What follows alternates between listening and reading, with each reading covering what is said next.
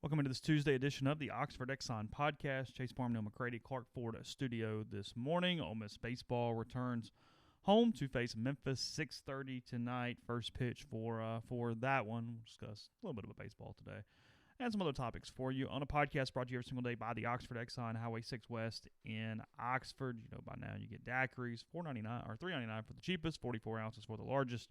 Lunch specials, ribs, wet or dry, call ahead. They'll be wrapped up and ready to go for you there. Also, great gas prices, courtesy of the Speed Pass Plus out, the mobile rewards program, and more. And again, coming to you from the Clark Ford studio. We are Clark Ford. Probably should put the mic in front of me. Yeah. Clark Ford is in Amory, Mississippi, 662-257-1900 is that number. Call it. Ask for Corey Clark. Tell Corey what Ford product you're looking for. He'll send you a quote within 15 minutes in business hours. Right to the bottom line. No hassle, no haggle. You get your quote, and the rest is up to you. You can shop it around, or you can do what I've done, what I recommend you do, and that's hop into a Clark Ford today. You'll love the product. You'll love the service after the sale. Corey wants to be your car guy. He wants to be your truck guy. He'll prove that to you when you call him. 662-257-1900. Guest, join us on the Rafters Music and Food Hotline. Rafters Music and Food on the Square in Oxford. Be a great place. Maybe to hang out before the basketball game tomorrow night, after the baseball game tonight. On Saturday, Ole Miss is at Mississippi State. That game's at 5:30. It'll be on all the big screens there at Rafters. If you're in for the weekend for baseball or whatnot, highly recommend you stop by there. And then on Sunday, the Bluegrass Brunch begins at 10:45, featuring homemade biscuits and chicken and waffles, live bluegrass music, famous mimosas, and the famous $5 Bloody Marys. All of that at Rafters Music and Food on the Square in Oxford.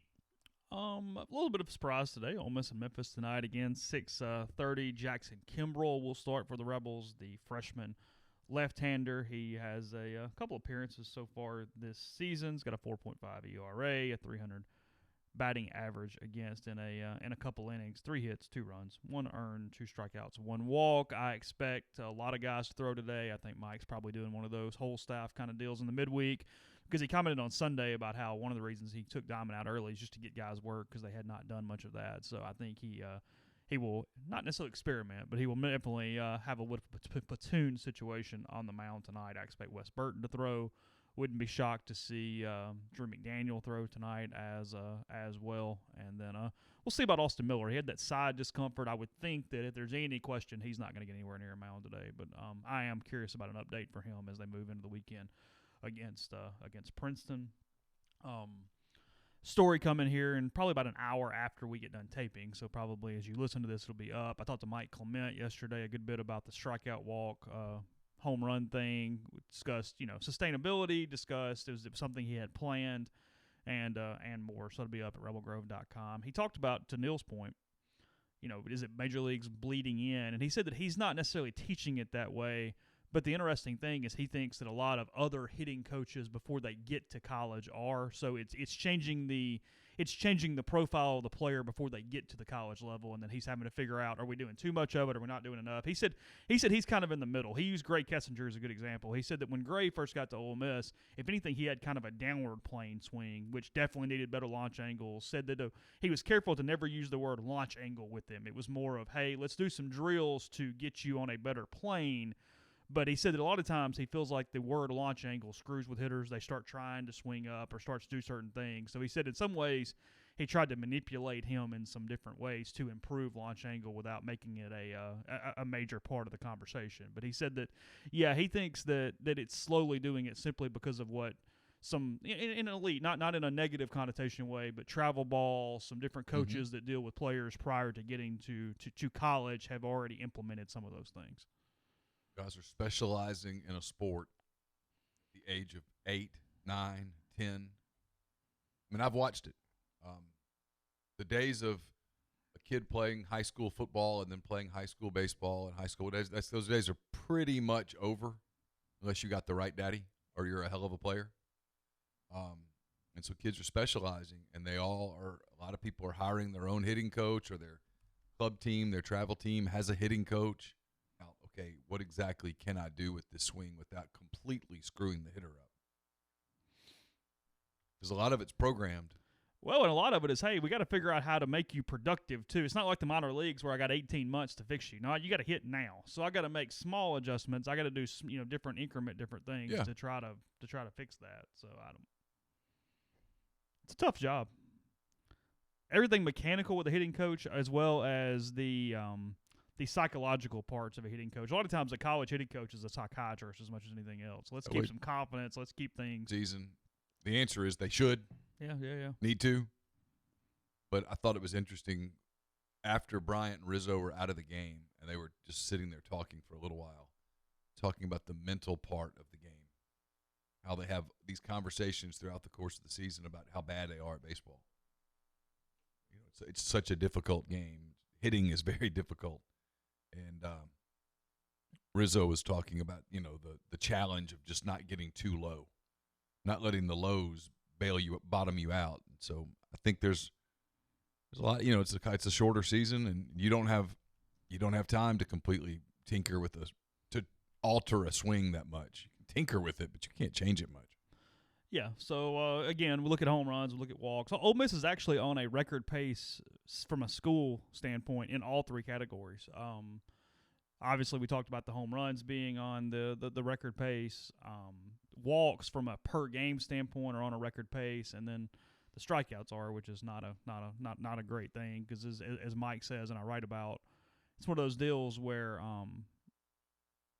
you think in SEC play the walks are going to come down a little bit, the strikeouts are probably going to go up a little bit. You're facing better pitching. Although he said, they faced Louisville and East Carolina and Indiana. It's not like they've played nothing but Sisters of the Poor so far to have some type of baseline. So. I said I want to see the numbers after about 10 more games, but if you told me this is what they are, I wouldn't be totally surprised.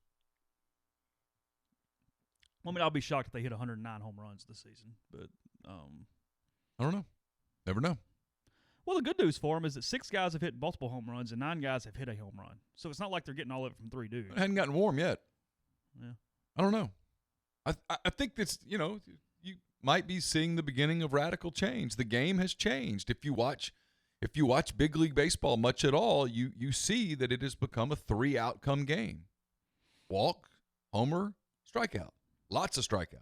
Yeah. More sake of the podcast than anything else. I guess my argument to that would be they're still leading the country in these things. It's not like everybody has moved up to that point. They're still well above the bell curve, if you will, on where the numbers are. Although in walks, they're actually third in the SEC. A&M's already walked 77 times in 13 games. I saw that this morning.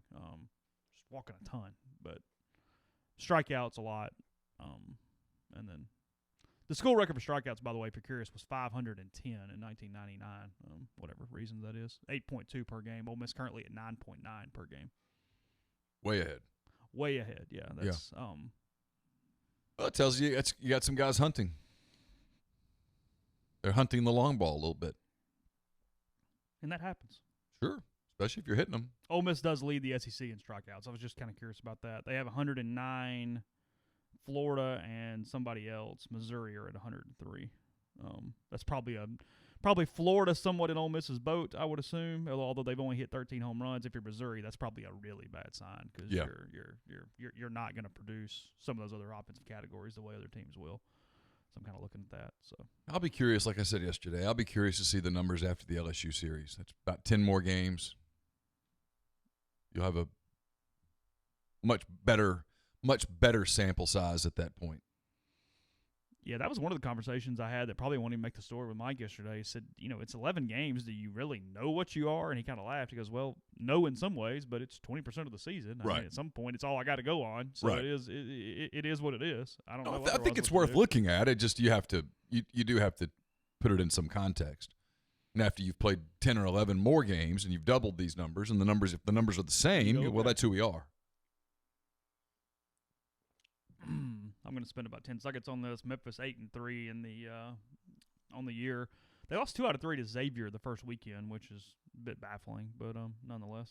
Then they they have a loss to Central Arkansas. They swept Dayton. They swept Western Illinois, and they have a win over Central Arkansas. So they're actually winners of 7 in a row heading into to Oxford tonight. And they've got a pretty good test over the weekend. They go to UNC Wilmington this weekend. Wilmington swept Kentucky last weekend. I think it was in Lexington. I don't know, but whatever. that's the situation. Saw State said that JT Ginn still on the shelf this week, will not pitch this weekend, although still no real diagnosis on what's wrong with him to this point. Getting some more opinions. Has he ever had Tommy John? There was something going on with him out of high school, but I don't think that's what it was, just off the top of my head. But I don't remember. Exactly. So they haven't addressed whether this is elbow or whether this is shoulder? Or? Well, at first it was shoulder, I thought, and then I heard, the rumor was elbow, but then everybody was actually kind of knew something, said they thought it was shoulder. You'd rather it be elbow. If I'm him, you'd rather it be elbow. I'm shutting this thing down. I'm going to go get treated. And I think he's draft eligible this year. I think he's a draft eligible that's sophomore. if I'm him, I just tell everybody, hey, I appreciate the love. I'm out. Well, he lost money. Oh, man. I mean, he would have been so much better off taking the pro money, letting a pro go ahead and letting a pro franchise pay for his surgery, his rehab, and go from there. Been so much better off. I'm not saying rush it. Just the whole thing is getting a weird vibe to me because State is being so coy with it that it's just stupid now. I mean, we're 2.5 weeks. Just tell people what's wrong. I mean, this is dumb. I don't know. It's just Lamonis is running a little bit of a weird program over there right now, and I'm unless not really sure why. Unless this is Ginn saying I don't want it out. Which okay, and you can hide behind that. You can hide behind that, but there's no reason. Every scout in the world's going to know what's wrong. You're not hiding it from anybody who matters. Right. That's the thing. That's kind of foolhardy in a lot of ways because it's not like you're keeping a secret here. When you don't pitch, you don't pitch. Right. I mean, Scott Biddle's a good example of that from Ole Miss. Mike said he was day-to-day for like 3 weeks, and it's like, okay, Mike, like what's up? And eventually it's, well, he's got a capsule issue in his shoulder. Okay, but he's had the capsule issue in his shoulder the whole time. So, yeah, whatever. I don't know. Anyway, that does change their dynamic, though. Man. Different team without that cat. Let's see. Breaking down a lot of basketball today. What are we doing? I think we have a media op with Brian at 2:15 or something like that. I mean, it's his senior day. He's had a hell of a career. What's his legacy going to be? Got him to the tournament. Scored a lot of points. Good dude. I like Brian. I know a lot of people call him selfish and call him what I wrote about this in 10 Thoughts. But in that modern, not even really modern era, really since AK even, will he emerge as the best guard out of that group? No, but not unless he goes to the NBA because Terrence, but from a college standpoint. Probably should. I mean, Marshall's got all the pub. I get all that. Brian's a better player than Marshall. Yeah, Brian's a better player than Marshall Henderson. Brian's a better player than Chris Warren. Yeah. Better player than Stephen Moody. Yeah. Brian he can score 3 ways. He's gotten better as a defender. Still gets bullied a little bit, which is the concern for him at the next level. Is got to play the point, but I think his handle's been better this year, even though his turnovers are up. I don't know.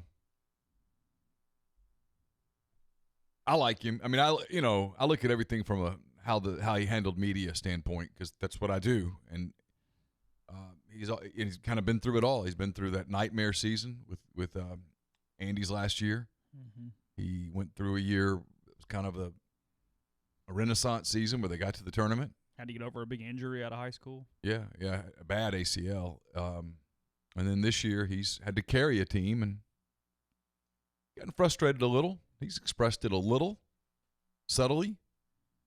And then he got tired late, and he talked about it. Some people criticized him for talking about it, but damn it, he was tired. I mean, and you see it. He's kind of losing his legs a little bit, and he hasn't been able to score a lot the last couple of games. I hope for his sake that he has a big final game at home.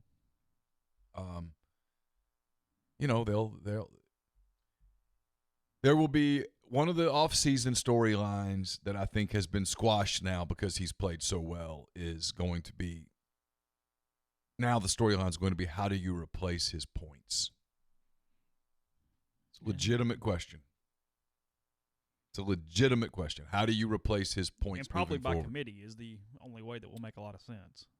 Yeah, depending on what Not one guy is going to come in and average 20 a night. not unless they can find a way to get a grad transfer in who is going to light the the scoreboard guard up. version of Kenny Blackshear or something. And I just don't see that. Maybe that's out there. If it is, I don't know of it. Maybe it's Matthew Morrell, although I think that's a lot to ask of him in year one.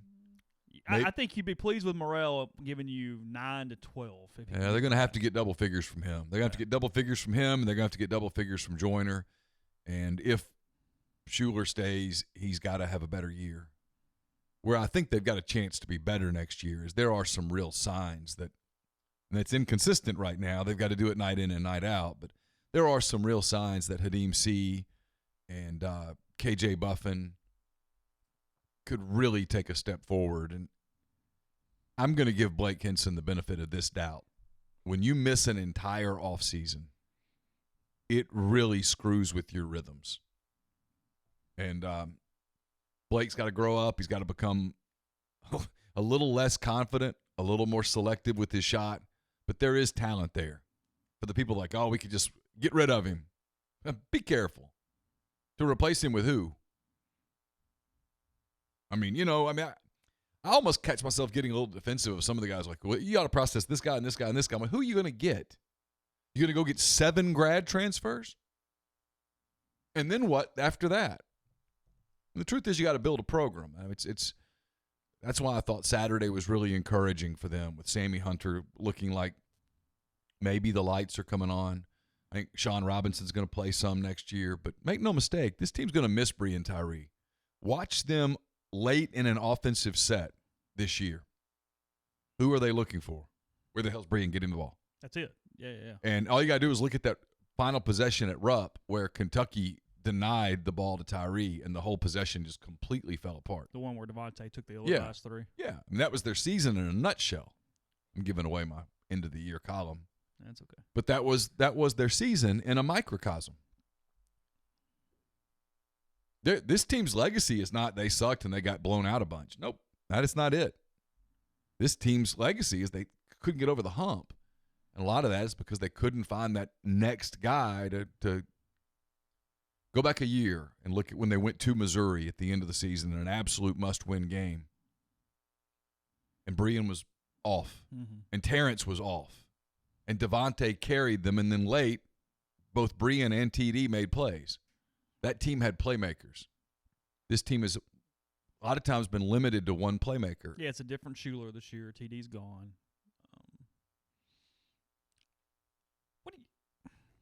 It's not a criticism at all, because it's been fascinating to watch him. What do you think caused Terrence to be such a late bloomer in a way? Because, he's creating his shot. He's dynamic on an NBA floor right now that we didn't necessarily see night in and night out ever in college. A lot of it was confidence. Okay. This is a kid that throughout high school and throughout the first part of college, everybody around him was like, man, what are you doing? Play football. Mm-hmm. And he was a good football player. And then I think, early at Ole Miss, he defensively played himself off the floor a lot as a freshman. Andy knew how talented he was. A lot of early fouls throughout his career. Yeah. Andy knew how talented he was. And then he had that breakout sophomore year where he started to get some confidence.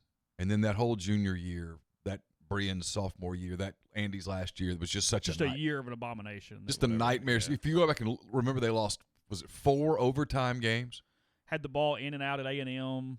Yeah, just crazy stuff, man. And just it's such a mental thing. You were talking about hitting. Well, shooting is mental too. Yeah. And I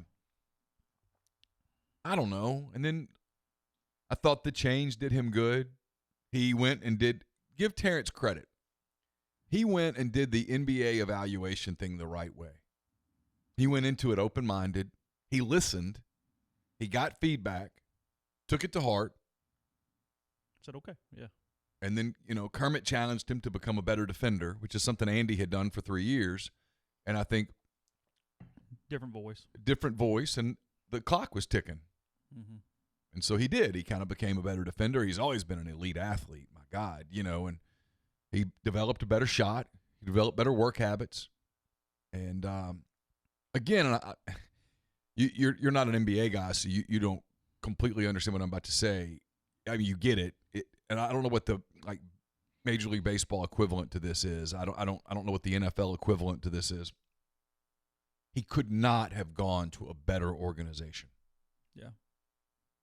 It could not have worked out better for him in terms of the coaching staff he's around, the franchise that he's around, the pros that he's around.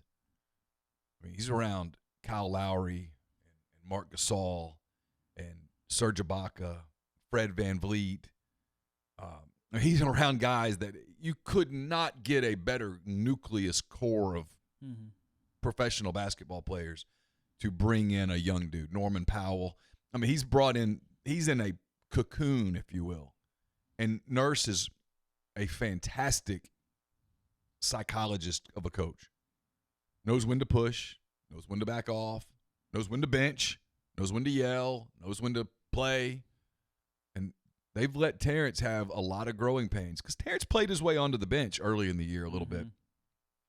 And instead of just banishing him to the bench forever, like Boylan with the Bulls has done with completely just destroying a roster, he said, hey, we got to work on these things. And then as he did better in practice, gave more minutes, just carrot. He's had a great year. Yeah. Podcast brought to you in part by Community Mortgage, Oxford, Memphis, Soto County, and Chattanooga. Underwriting and processing is done in Memphis, so you're getting local underwriting and understands your market. The float down option is available to lock in a current rate, and rates right now as good as they've ever been on 30 years and 15 years. So take advantage of that. Even if you refinanced or purchased a year ago, maybe it's time to look again. 662-234-2704 or JLOWE at communitymtg.com. Rebel fans, renew your football season tickets by March 31st to secure your seats in the vault this season. Tickets start at just $199, can be purchased by visiting fb.olemistix.com. Fresh off a tournament win, the Ole Miss baseball team back at Swayze tonight at 6:30, then back this weekend as they host Princeton. General admission tickets are available by visiting olemistix.com. Join the men's hoops team back in the pavilion on Wednesday, March 4th for senior night as the Rebels take on Missouri at 8 p.m. The first 1,000 fans will receive a commemorative Brian Tyree poster. Tickets remain and can be purchased by visiting olemistix.com. The Ole Miss softball team kicks off a full week of games at the Ole Miss softball complex starting tonight and Wednesday at 6. Then they host Central Florida for a weekend series beginning on Friday. Admission is free. For more information, go to OleMissSports.com and join the Ole Miss women's tennis team back at home this weekend. They host Georgia at 3 p.m. on Friday and again on Sunday as they host Tennessee at 1 p.m. Admission's free. For more information, you can visit OleMissSports.com. Our friends at Blue Delta Jeans are excited to reintroduce Duck Canvas. Longtime Blue Delta Jeans clients remember this durable, long-lasting fabric. It's back in stock by popular demand in canyon brown, green, gray, and navy. At 10.5 ounces, this Georgia-milled fabric will provide you with the ultimate American-made pant that is nearly unbreakable. For more information or to place your order today, visit BlueDeltaJeans.com or reach out to Blue Delta Jeans on social media at Blue Delta Jeans. The podcast is also brought to you by Nest and Wild. Sleep better with a Nest and Wild mattress. Nest and Wild is a Mississippi-based mattress company making a high-quality mattress delivered right to your door. They make buying a new mattress easy. Every Nest and Wild mattress is 1 foot thick, giving you comfort and support that will last. A lot of online brands sell an 8-inch or 10-inch mattress with less support and durability. From the twin size to the California King, every Nest and Wild mattress is 1 foot thick, 100% American made, and the pricing is fantastic, and we'll make it even better by throwing in the podcast code REBEL20, which lets you get 20% off your purchase at Nest and Wild. Also, when you order from Nest and Wild, you fight cancer in your sleep. Nest and Wild has partnered with former Major League pitcher Jason Mott and his foundation in the fight against cancer. They donate a portion of every mattress sold back to Jason's charity. Again, nestandwild.com. Enter the podcast code REBEL20 at checkout. Get 20% off your purchase. Injured but not sure where to go? No matter where you are, Specialty Orthopedic Group is covered with 3 convenient locations in Tupelo, Oxford, and New Albany. No referral is needed to schedule an appointment with one of SOG's fellowship-trained subspecialized surgeons at any of the 3 locations. 24-hour scheduling. SOG makes it easy to accommodate you. Call 7674200 or request an appointment on the website at www.sogms.com. Special Orthopedic Group. Choose a specialist. Choose SOG. More on that later in the week. So we kind of rotate here a little bit. I'm seeing a new mock draft up on ESPN.com post combine for that one. Looking forward here. I know you're a fan. Looks like you can get Justin Herbert all the way down potentially at 13 to the Colts. Jordan Love, at least in this mock draft, has moved ahead of him. Jordan Love is the guy that Todd McShay is fascinated with. Where do you play? He's from Utah State. Oh yeah. He and Mel Kiper have a bet on Herbert or Love, which one will go higher than the draft. I think it's like $10,000 to charity or something like that. Yeah, he's all about Love. Yeah, so. I like Herbert. I think the knock on Herbert is these football people think he's not enough football. There's a lot of guys in the NFL that are quarterbacks that aren't just all football. Burrow at 1, obviously. Chase Young at 2, defensive end, Ohio State. Maybe the safest pick in the draft. You know, he's going to be good. No doubt. It's nobody's gonna boo Washington if they take Chase Young right there at number 2. No. Jeff Okudah, the cornerback at Ohio State, number 3. Isaiah Simmons to the Giants at 4, the outside linebacker from Clemson. His measurement stuff. Who's that? Simmons. 4.39 40, 39-inch vertical, 11-foot broad jump. Yeah, for a guy that's like 257 or something like that. Tua to the Dolphins at 5, as we knew. Yeah. All the medical stuff's coming back positively for him, so that's not a shock. Cincinnati's going to take Burrow, though. I mean, you just can't. No matter what you think, you just can't. You'd have to feel really damn sure. You're starting net negative is the problem. Yeah. You know what I mean? Sure. You're going to be killed early and just hope you're right. No, I mean, if you don't take Joe Burrow and Joe Burrow has a strong NFL career, you as a franchise, you don't ever recover from it. You never live it down. You lose your fan base. You look over and see that every time and go, no, you lose your fans. So if you take Burrow, you sell a bunch of jerseys, you sell a bunch of tickets, you get people excited. Have no choice. Jordan Love at 6 to the Chargers, as said. This is talk about a guy with question marks. It's interesting because I mean, even McShay mentions it here. 20 touchdowns to 17 interceptions last year at Utah State. For Love? Yeah, I mean, you better know what you're talking about. Yeah, I didn't ever watch them play. So I can't begin to break down Jordan Love. Derek Brown, 7 Panthers. Yeah, tackle Auburn. No issue. Safe bet. He's going to be good. Going to be a good player. Going to be a good football player. Iowa has an offensive tackle in the top 10. I'm sure we're shocked with Tristan Wirfs. Yeah, he's good Jaguars. too. I have watched him play. He's good. You have watched him play. Offensive tackle Alabama, Jedrick Willis, 10 to the Browns. Jerry Jeudy, 11 to the Jets. Yeah. C.D. Lamb, wide receiver, Oklahoma, 12 to the Raiders. Herbert again to 13. DeAndre Swift, the running back out of Georgia, to the Bucks. So they've got the Colts going quarterback first round? They have. Let's see what the paragraph says here.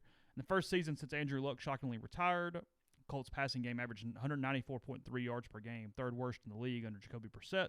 Luck had them at number 6 in the NFL the previous season, and the aerial attack flameout led the Colts to 7-9 in the division that featured 2 playoff teams.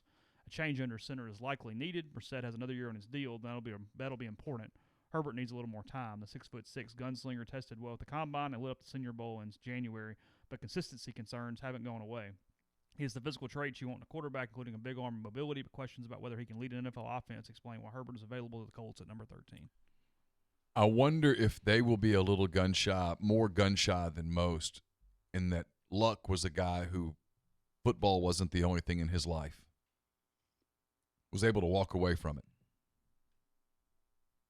I wonder if they'll be scared of Herbert for some of the same reasons. Really? Those NFL guys now, a lot of those franchises, if you're not just eat, sleep, breathe football, they're scared of you. Indianapolis feels like a good fit for him from fan base standpoint. But I like him. yeah, I think he's going to be a good player. I wouldn't take him with a top 5 pick, but if I needed a quarterback at 12 or 13, I'd take him. Henry Ruggs, the third wide receiver, Alabama, 15 to the Broncos. Dude can fly. Yeah. Got the Falcons taking Chason from LSU, the defensive end, at 16. Safe bet. Yeah, you feel good about that. Xavier McKinney, safety, Alabama, 17 to the Cowboys. Safe bet. C.J. Henderson, cornerback, Florida, Miami at 18. That's a pick from Pittsburgh. Raiders with a second first-round pick, Javon Kinlaw, defensive tackle, South Carolina. Let's see. Where did the Saints pick? Like 24, 25? Yeah, it's on down. Justin Jefferson, wide receiver, LSU, 21 to the Eagles. I'm kind of skipping around a little bit now. T. Higgins, 22 to the Bills, the wide receiver from Clemson that had the whole car situation. Let's see. They have the Saints taking a wide receiver, Brandon Ayuk from Arizona State in the first round. That's what they have them doing. I mean, I get Thomas needs another weapon out there. He's got a lot of problems though. Honestly, it's a weird roster that is sort of kind of still in its window, but got some issues that need to be addressed at the same time. 41-year-old quarterback. That is how big your window is you have a 41-year-old quarterback. That's kind of where the conversation the starts and window. ends. Yep. Trayvon Diggs, cornerback, Alabama, 25 to the Vikings. Do the Bears still have their first-round pick, or they traded away, didn't they? I haven't seen anything on the Bears at all. So, yeah, apparently they don't have a first-round pick. Let's see. Patrick Queen, inside linebacker, LSU to the Ravens at 28. Andrew Thomas, tackle, Georgia, 29 to the Titans. And then Grant Delpit, 31 to the 49ers from LSU. You like that value at 31, don't you? Grant Delpit. Yo, yeah. Get Grant Delpit at 31? Yeah. The Athletic has the Saints taking Henry Ruggs, the wide receiver from really? Alabama, at number 24. They've Okay. got the Saints in the third round. This is interesting. The Raiders have Chicago's pick at 19. Okay. They've got the Saints, third round, 88 overall, taking Jake Fromm, the quarterback from Georgia. Okay. In case you're curious, in round 4, they've got him taking Emmeek Robertson, the cornerback from Louisiana Tech. Got him going offensive line in the 5th round, wide receiver in the 6th. They don't have a 7th-round pick. The Giants have their 7th-round pick in the Eli Apple deal. Oh, well. Glad we give up a pick for that. Makes me feel good. Yeah. Yeah, I saw somebody yesterday. There was a GM for one of the sites. It was talking to a reporter, and it might have been Triplet. And he floated Jameis's name to the Saints. And it's like, you're wishing, bud. Like, at this point, when a GM does it, come on, stop. Like, you're playing a game now. And they got it from the Bucks have a tremendous amount of interest in Bridgewater. Yeah. That's where that came from. Maybe Trade essentially of a some swap. sort. Yeah. Take Jameis to New Orleans and let him sit behind. But the problem with Jameis in New Orleans is he doesn't fit at all in any way. I mean, there's nothing there that makes any sense. Jameis Winston's going to have to decide. He's sort of the opposite of he's got to make the decision that he wants to be an NFL quarterback. You know, Teddy Bridgewater said, "I'm going to go learn from Sean Payton and Drew Brees." Yeah. I know that I'm going to be an apprentice for a couple years. I know this is going to suck a little, but I'm going to go make the most of it, and he has, and he's getting ready He got to play, too. Oh, he's getting ready to cash in. Yeah. He's going to be a starting quarterback in the NFL next year. And so if you're and going to get paid too. That's the decision that Jameis Winston has to make if the Bucs are moving on from him. He has to decide, am I willing to put some of my considerable ego aside? And it's considerable. And yes, and hit the reboot button, or am I not? Because if he's not, I don't know where he's going to go. But if he is, I don't know that New Orleans makes sense, but there are some places that probably do. A lot of talk about the Bears going after a quarterback, trying to figure out a way to sort of to do it. They're having to decide, are they all in on Trubisky? There's all the Tom Brady stuff with talk about him to the Titans won't just die. No, it's still lingering. It's very much there. In fact, more people than not are saying he's not going to be in New England. So who's going to be in New England? You know, there's a lot kind of out there. The NFL does really well. The NFL is able to maintain the news cycle with the combine and all that stuff all the way to the end of the draft. Yeah. They do. The only time they take off is sort of in the summer a little bit. A little bit. Yeah. June. They get out of the way a little bit. And then June and first part of July, and then they kick it back up again. And they get August even though there's no games. Camp. Yeah, of course. Preseason. Yeah. No, they Speaking of marketing, we talked about this a minute ago. Yeah, sure. So ESPN yesterday. Yeah, I was going back here anyway. Go ahead. Cubs and Angels played a preseason Cactus League game in Mesa, Arizona. 2 o'clock on a Monday afternoon. Yeah, whatever. Madden back with the Cubs for a day. But sleepy. Oh, very sleepy. They made it. I watched. Excellent television. Yeah. They mic'd up Chris Bryant, Cubs third baseman, Anthony Rizzo, the Cubs first baseman, 2 very charismatic human beings. Mic'd them up during the game, during their at-bats. In the field. Just in the field, the whole thing. Mic'd up both managers at different points. It was incredibly good television. And they had Boog Shambi was doing the and he's excellent. And I like Jessica Mendoza. I think she's really good. A lot of people don't like her, and I think that's just sexism. I think she's really good at what she does. She understands the game. She does a lot of work. I thought it was a great broadcast. Usually in a Cactus League game, if it's the Cubs, I'm watching the first inning or 2. I'm watching the starting pitcher, like, how's he look? Are we going to be okay? And then I'm out. As soon as the guys come out wearing number 82 and number 91, I'm done. Yeah. Next. I stayed in that game for most of the game because I enjoyed the access. And the stuff with the at-bats, when you got to listen to, like, Anthony Rizzo do the thing where he's, hey, I'm doing math here. I think I'm getting the heater. And then he hits a ball into the gap. That's great stuff. And my point is, it's not about the Cubs. Can it translate to the regular season at all? Here's my answer. Yeah. It has to. Okay, no, I agree, but that's my answer. It has to. It's the one thing that is very interesting that baseball could do. It's the one thing. That's it. Yes. Because, A, you're not realizing how slow the game's moving at times because you got some stuff. Now, the question is, who actually would be okay with it? The answer? Sure. Is Trevor Bauer's right. Everybody's going to have to be okay with it. These old school dudes are like, listen, here's the thing. I live with a 13-year-old who's a sports nut, okay? Carson's never played football. He can tell you most of the NFL quarterbacks.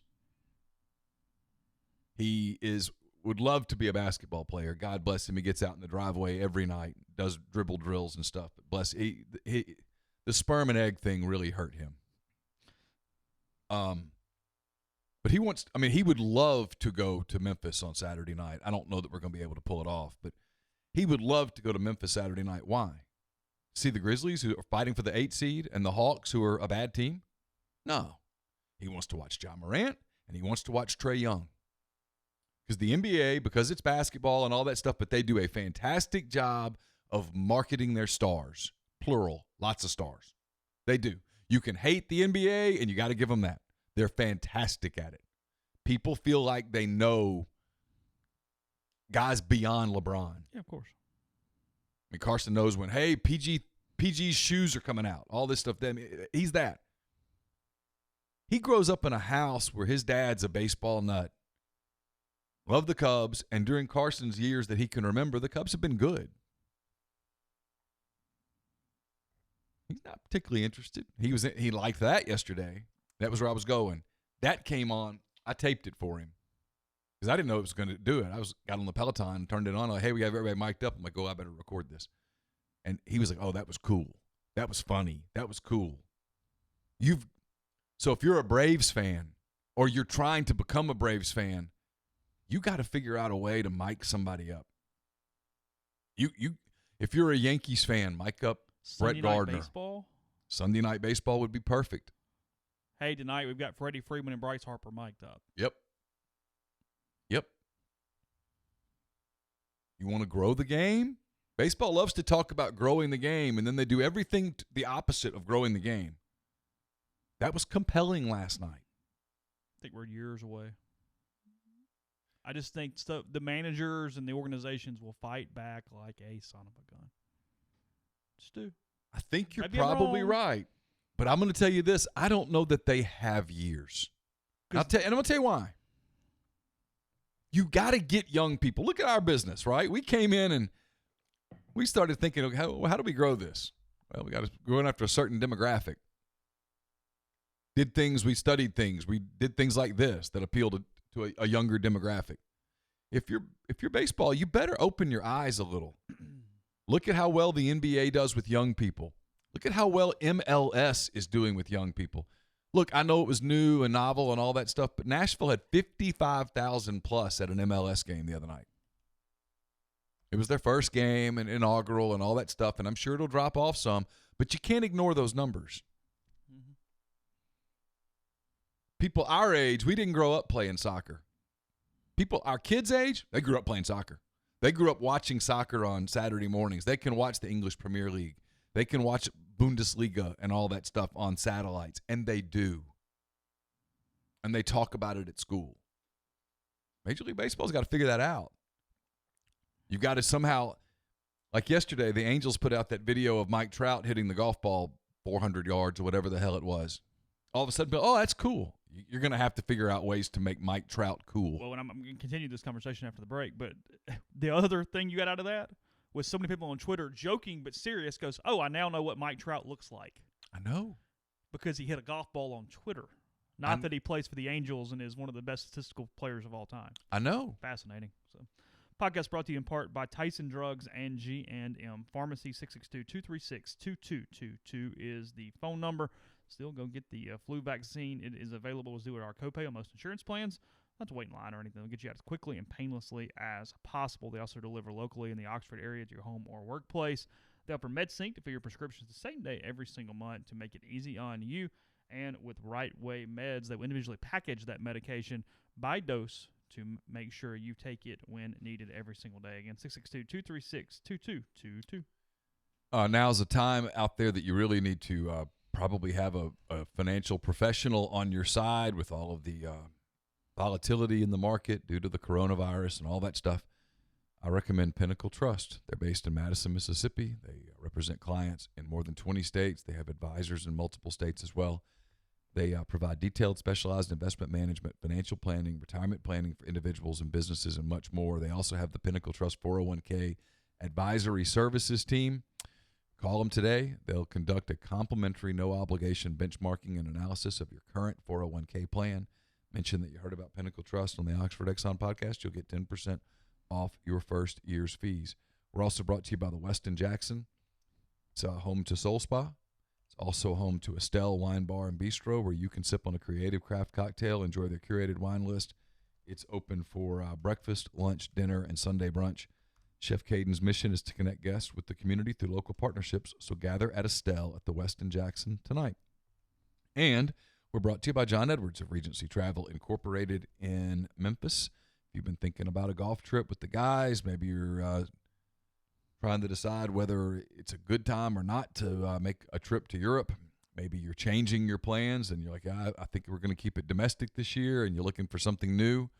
Get in touch with John. He's part of Virtuoso. It's a worldwide network of travel partners that allows him to supply his clients with added values, unique benefits, simply not available to other travelers. So what you do is you give him a call. You just give him some parameters, tell him what you're thinking about, give him a budget, and he will give you options. And no, you don't have to live in or near Memphis to take advantage of his services. 901-494-3387 or send him an email, jedwards@regencytravel.net. First-time clients can save $50 off their first booked trip just by telling John you heard about Regency Travel on the podcast.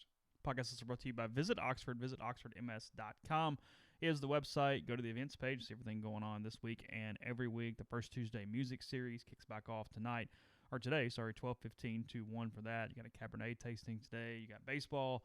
basketball tomorrow, and much more. So you can find the full list of events there. Visit Oxford or just stop by their location downtown. It's on Jackson Avenue right there on the square. And you can you get welcome bags. They'll tell you about some different things going on maybe you don't know about that you can find locally in Oxford. So, again, visit oxfordms.com/events. Yeah, because look, they just got to get over the stuffiness because baseball has a stuffiness. And I'm going to make a point here, and everybody kind of rolls their eyes. Baseball has somewhat of the same problem the PGA Tour has. Golf and baseball are both trying to figure out how to get younger audiences, how to make the game younger, how to make it compelling television in a lot of different ways. Golf right now, their idea was, hey, let's do mid-round interviews. Let's talk to people during the round while they're walking down the fairway. Even the players fighting back on it. There's no bigger baby in the world than a PGA Tour golfer. What's their argument? It's distracting me? I just don't want to do it. Yeah, I'm not doing it. Sorry, whatever. And they're insulated because, several different reasons for this, but course setup gets a little hard for them. They complain, they fix it. Courses they don't like because it's not what they're used to, they move the courses somewhere else. I mean, it's complete and utter ability from the players to dictate everything while getting these massive paychecks. I mean, 100 and something players last year made more than $1 million.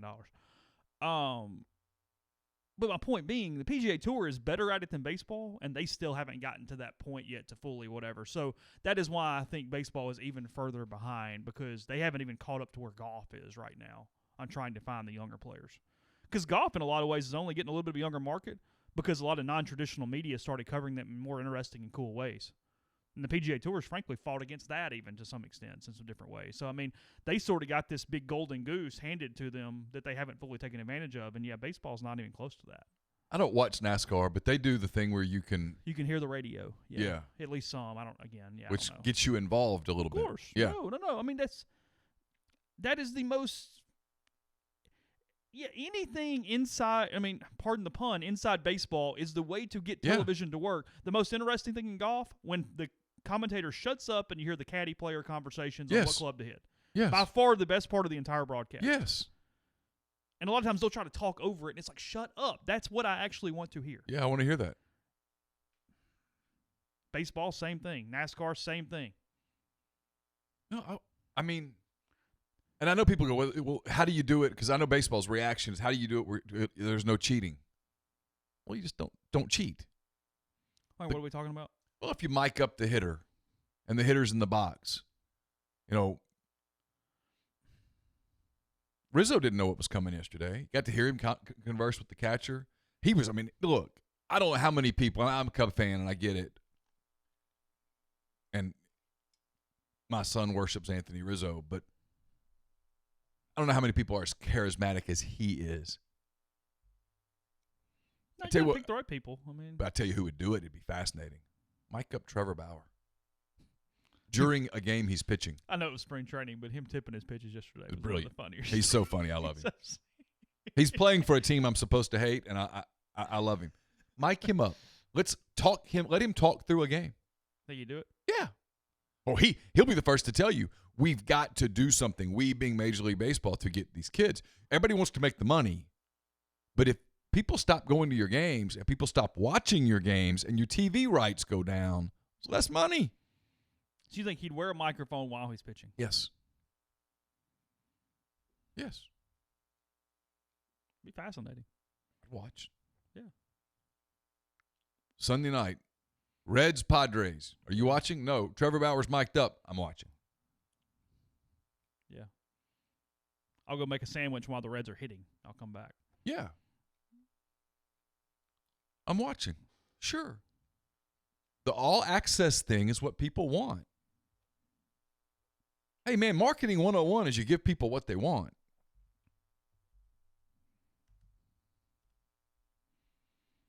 And then other people start to go, I'll do it. I guarantee you around baseball today, in clubhouses in Florida and Arizona, guys are saying, hey, did you watch that Cubs-Angels deal? Did you watch that? Would you do that?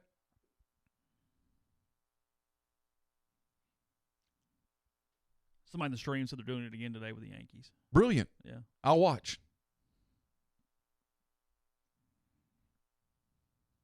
I mean, Anthony Rizzo and Chris Bryant are not the only charismatic baseball players. Like you mentioned Freddie Freeman. I'd love to listen to Freddie Freeman. Be funny. Mic up a first baseman. Let's hear the conversations when, the Braves are playing the Cardinals and Yadier Molina singles and he's at first base. I want to hear the conversation that he and Freddie Freeman have. Be funny. Yesterday when Pujols got to first, Rizzo and Pujols talked about Trout's golf swing. It was great. Oh, really? Yeah. Just we're not giving away state secrets here. People you got to make it more watchable. If it's not football, you've got to do other things to make it more watchable. And even football, I guarantee you the NFL is watching some of the stuff that's going on. What's it called? The XFL? Yeah. The NFL's watching stuff that's going on there and say, what works? Does that work? Like, I'll tell you the one thing with the NFL that I want it with the college game too. Now, I know the college, everybody's so stuffy at the college level with everything that we'll never get anything. But the NFL, I want to hear the replay official. Well, that's what's going. XFL does it. Yeah. I want to hear that conversation. Here's what I'm watching. This is what I see. Okay, this is what I see. For the NFL, that would be the single biggest positive change they can make in their broadcast. Yes. Take the cloak out of it. Yep. Transparent. Here's what I see. Yeah, boy. Here's why. Yeah, yeah. The whole deal. Talk me through it. Yeah. Oh, in. And then when you get done, you go, okay, at least there's the explanation. Hate it, don't, whatever. Yeah, well, you might not agree with it, but it's right there, sure. Yeah. Like NBA had their All-Star weekend. And they gave the fans what the fans wanted. Access to players. You got to watch all the stuff with the camera angles. They let them do all the gimmicky stuff. And then in the All-Star game, which normally is really boring this year, they said, hey, we're going to do something to make it more interesting. And it was. Mm-hmm. The fourth quarter of the NBA All-Star game this year, whether you like the NBA or not, you walked away from that going, oh, my God, those are the best players in the world. That was incredible. To watch them play a game of 22 or 24, yeah, where it meant something, and every possession people were defending and all, it was great. That's what you have to do unless you are the NFL. Like, I think the college game at some point is going to have to come off some of its stuffiness. Because outside of, certain markets, there was a decline there.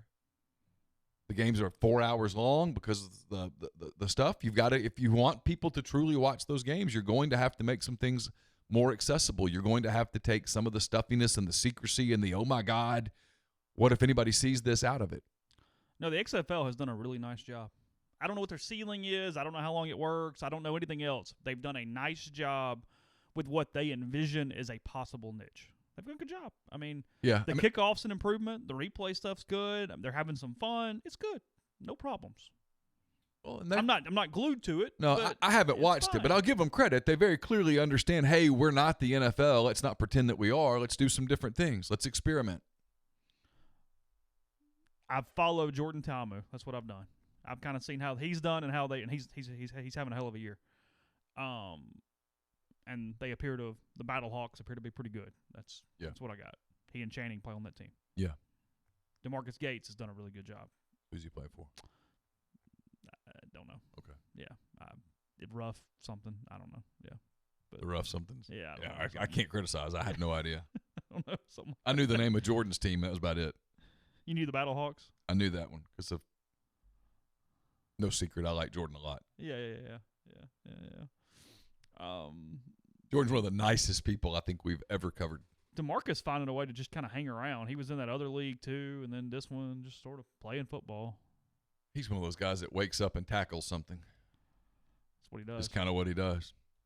Yeah. Kind of a shame for him that he just didn't have a little bit more raw athleticism. He'd be a great NFL player. Just didn't. I wasn't quite big enough, I guess. I don't know. Houston Roughnecks. The Roughnecks. Yeah, it was close. Something like that. What's a roughneck? It's like a person that works on an oil rig or something, isn't it? Oh, is that right? Isn't it right? Isn't that right? That's why I asked you, what's a roughneck? If I knew, I wouldn't have asked you. Yeah, I think that's right. Right? Live stream?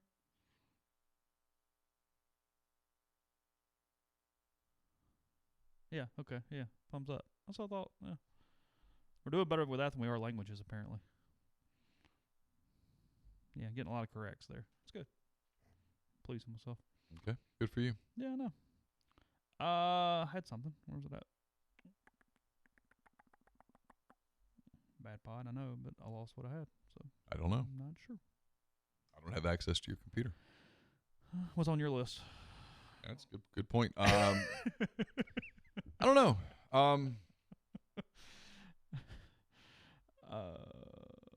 Sorry. We pretty much covered it. Yeah, I know we have hit a lot of it. I don't know.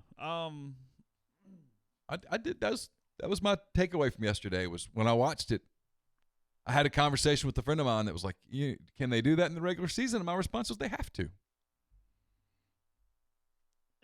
Right? If you do something and the feedback is, "Oh my God, that's awesome," don't stop. Yeah. Well, that was a one-time thing. Sorry, guys. You can't, anomaly. No, you got to go. We got to go back to that. Yeah. How do we do it? Pick the right players, and they listen. Let me ask this. Just asking. Do you run into some issues because you're only picking English-speaking guys who are pretty articulate? Yeah, but that's probably a little bit of a necessary evil. Okay. I mean, it is broadcast to an American audience. Now, does ESPN still have ESPN Deportes or whatever? Is that still a thing? I think so. I mean, you could mic up a Spanish-speaking player. Yeah. Sure. Have that conversation. Sure. There's ways to do it.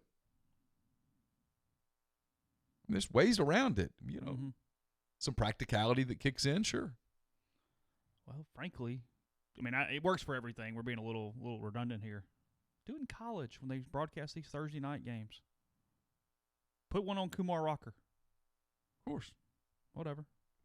I mean, some of the best viewed videos that Ole Miss does is when they mic up the players, then put all the documentary kind of stuff up afterward. I mean, Anthony's video was mic'd up Sunday against Indiana. Oh, look.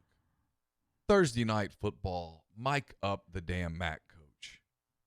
The Who coach cares? at Miami of Ohio or Bowling Green. Let's mic him up from the get-go.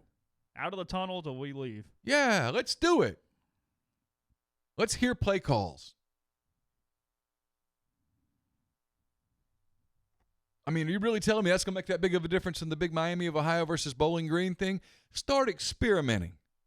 And then if it works, go, hey, you know what? SEC, ACC. Hey, Nick, we're going to need – yeah. Because here's the deal. And at some point, the TV people are going to have to say this. Y'all want this money? Got to play along. Because y'all keep cashing these damn checks every week. Y'all want this money? We're going to have to do some different things to bring eyeballs to this. And frankly, younger eyeballs. And when the answer is, well, the old people don't like it, well, screw them. Mm-hmm. So I'm an old person. You're not listening to me. Who do you want? You want me or do you want Carson? I'd want Carson. I want the 13-year-old. Yeah. Podcast brought to you in part by Go ahead. Ronnie Williams says, mic up Kermit. Mic up a college basketball coach. Yeah, whatever. You make that game more interesting. Might want a dump button, but Well, you'd absolutely have to have a dump button. yeah. But that's okay. Yeah. The dump button would be funny. Yeah, of course. And you could tell a coach, hey, you're mic'd up today. You're going to have to lighten up on the F-bomb. Yeah, but you could hear how guys work officials. Yeah. Some guys do it better than others. If I told you who's playing tonight, pull up an SEC schedule. Let's do this. Okay. I think this would be an interesting little experiment.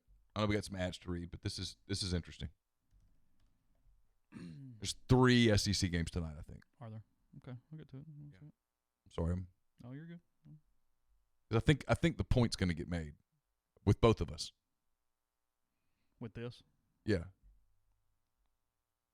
All right, tonight we got Mississippi State at South Carolina. Okay, so you got Mississippi State, South Carolina. Are you watching? No. I'm not either. If I told you Frank Martin's mic'd up, are you more apt to watch some? Well, more apt for sure. It's that thing where when I'm sitting there for 30 minutes waiting on Carly Ann to go to sleep or waiting on her bedtime, I go, hey, you know what? What the hell? So it becomes an option, and right now it's not one. Not even a little bit. Okay, who's the next game? I won't know the score of that game until I wake up tomorrow morning to prep for this show. Okay. Vanderbilt at Alabama. Either way, I'm not watching. Probably not either, but if today you said, you know what we're going to do? We're going to mic up Jerry Stackhouse, and throughout the game we're going to talk some NBA memories and stuff. We're going to talk about Scottie Pippen. We're going to do some things. You would at least make it more interesting than it is. And then who's the third game? Tennessee at Kentucky. Okay. I'm in there. Are you even more in if John Calipari's mic'd up? That's what I'm talking about. Yeah. I would actually be watching at that point. You go from maybe because right now it will still. I mean, I'll be at a baseball game, so whatever. But yes, if I'm at home, that would have at least I would watch a minute of that game. There's no doubt. Forget the baseball game. Just say this is a night, Tuesday night. You're hanging out at home, flipping on the dial. Yeah, I would watch some of Tennessee, Kentucky, and I would definitely watch Tennessee, Kentucky. So if I told you Cal's mic'd up, you're watching. Yeah, I'm actually putting it into my schedule. Yeah. Point made. No doubt. 100%. Point made. I think that's where we're going. I think you're going to have to make sports that don't include the NFL insignia, you're going to have to give it something to make it more watchable. Yeah, you might have just a constant dump button if you mic up Will Wade at some point. Yeah, I mean there would be certain people that you couldn't mic up.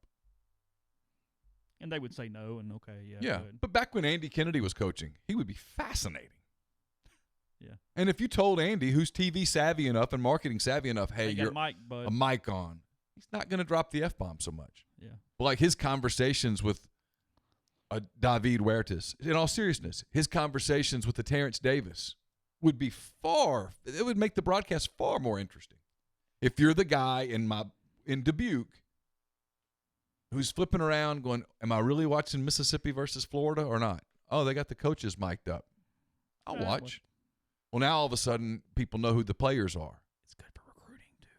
I'm sorry? It's good for recruiting too. Of course.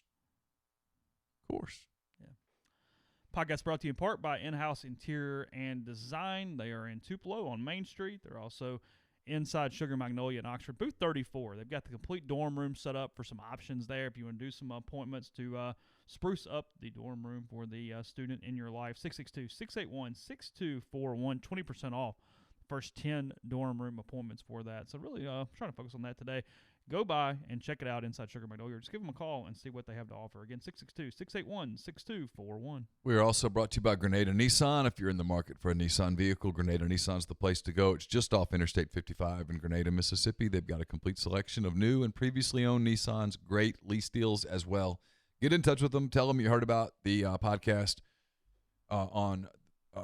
Tell them you heard about the dealership on the podcast. You'll get Rebel savings on top of the already great deals at Grenada Nissan. It's GrenadaNissanUSA.com.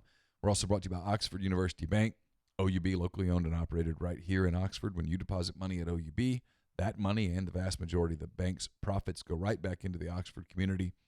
OUB offers its customers the absolute best cash checking account. It's called Kasasa, and with Kasasa, OUB will pay customers 2.5% interest on their balances up to $50,000 and refund ATM fees nationwide. They also have a commercial checking account, now paying 1% interest as long as you keep $10,000 in the account. It comes with fully interactive online banking. To learn more about OUB, check out liveoxfordbankoxford.com or call 662-234-6668. OUB is FDIC insured. And we're brought to you by Whitney McNutt of Tommy Morgan Incorporated Realtors, serving you for all your real estate needs in Oxford and Tupelo. She sells condos, land, commercial, and residential family homes. You can reach her at 662-567-2573, or you can call Tommy Morgan Incorporated Realtors, 662-842-3844. This is sort of, let's just call it interesting. I'm just stumbling across this. It says lack of presidential election betting will cost U.S. operators billions in handle. And it's talking about how in November 1916, said that within days of the election, Supreme Court Justice Charles Hughes, the Republican, has gone from the prohibitive favorite to the underdog when a world support for Woodrow Wilson spreads. I guess you've listened. Well, they hadn't got to this yet with the game. But anyway, along with the sentiment of who's going to win, the papers devote ink to the gambling market. Although betting isn't legal per se, betting on horses wasn't either back then. Brokers on Wall Street in New York and the Board of Trade in Chicago openly talk about the big money they're taking in. Days later, the biggest winner, Edward Doney, president of the Pan American Petroleum and Transportation, is celebrated. He wins $500,000 in 1916 money on Wilson's victory. Two economic professors estimated that roughly $10 million was bet on the 1916 presidential election, equal to $236 million today. The open acceptance of political betting in America didn't last long. By the time Wilson made his home in the White House, there was talk of specifically banning such activity. And it's talking about how still in the United States today, that's not legal and you can't do it, even as sports betting continues to expand. And it's the one area where they are just losing tons of money by that not being an option. And why? Because you can bet on everything else. Why not that? Why not? Yeah. I mean, Do we really think some insider trading? Like, what are we worried about here? As opposed to an 18-year-old fixing a basketball game. I mean, one's much more likely than the other. Yeah. I mean, just saying. Yeah. I mean, 18-year-old could fix a basketball game. In a hurry. Yeah. Yeah, we've seen it. Minnesota says hello. It happens every year. Oh, yeah. Make no mistake. You think so? Absolutely. Yeah. Hey, John Doe, you can win. Don't win by 6. Yeah. Miss a couple. Legs going to get a little heavy on that free throw late, okay? Miss it a couple late. Yeah. It says in 14, CFTC did allow a site called Predicted to take bets on elections, providing that its operations were run through a university with a max bet of $850. But it says that now just. What would you bet right now?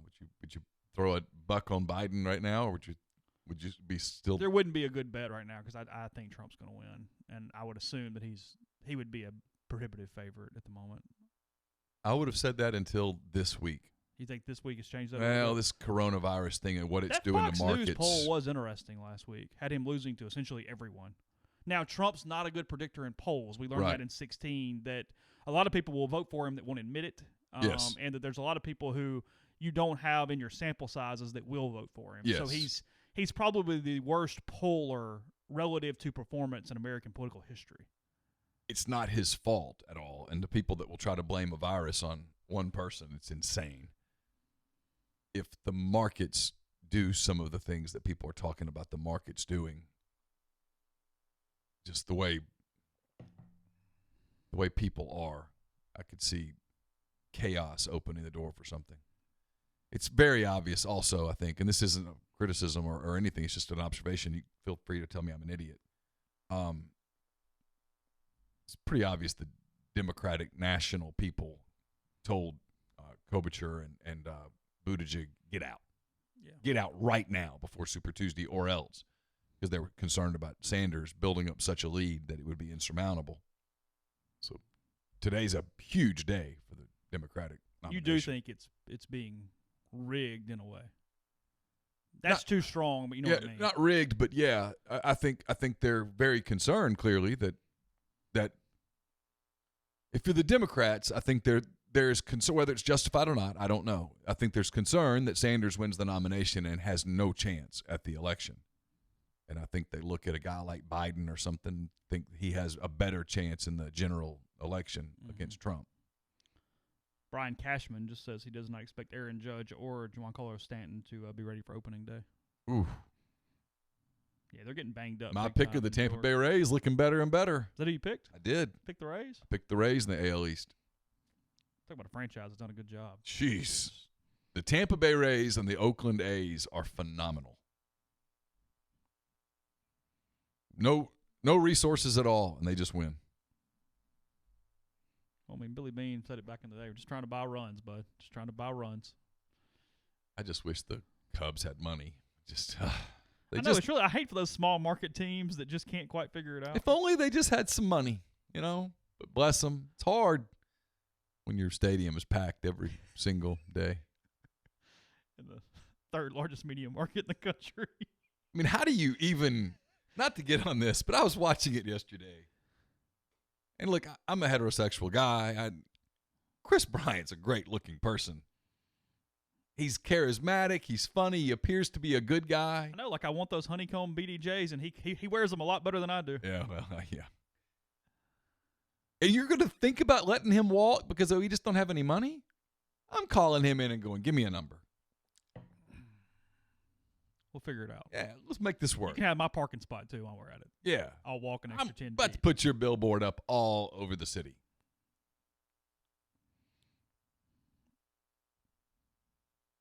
Yeah, Biden's not without his gaffes.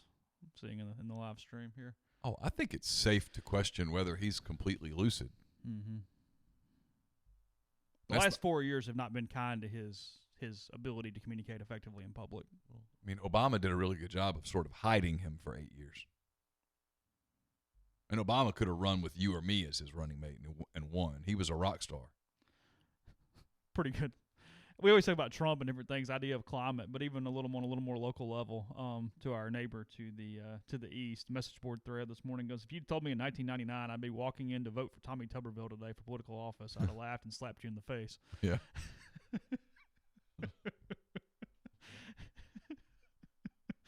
So anyway. If you had told me in 1999, I was covering him, that this guy would run for Senate one day, I would not have been even a little surprised. Really? Yeah.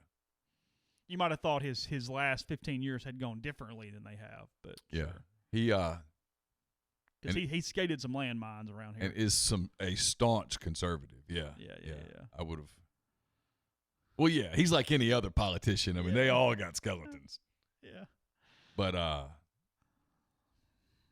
yeah, he would come over and we would talk politics every once in a while. Yeah. He'd keep his voice down. Yeah. All right. Back tomorrow with another edition of the show. Again, Ole Miss baseball tonight, 6:30 against Memphis from Swayze Field. Coverage of that. I'll publish that hitting story here in a little bit as well. So thanks for hanging out with us in the stream, and we'll talk to you again tomorrow.